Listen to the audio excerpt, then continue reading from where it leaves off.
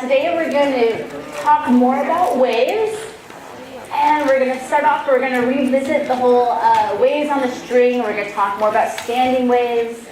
Then we're going to get into a new kind of wave called longitudinal, which is pressure waves, specifically sound waves.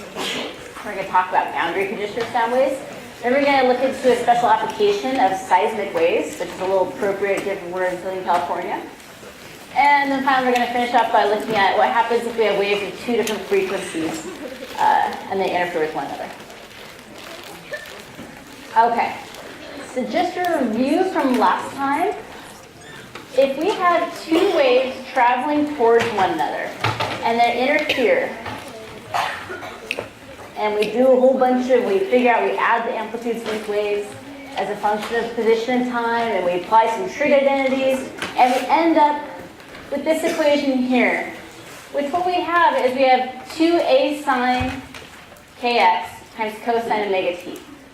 What this does is it basically says at any position in x, we're going to have a wave where the amplitude, the maximum amplitude at any position in x is going to be given by 2a sine kx, and that's going to oscillate as a function of time. But what this means is that there's going to be some points where sine kx is going to always equal 0 for all time. And those can be called our nodes of the wave. So just a pretty picture animation for what we're talking about. So up on this screen here, you see we have one dot that is forever and all time not moving. And his adjacent friend here, he's oscillating up and down, and he happens to be standing at what looks to be nearly an antinode if it was drawn perfectly.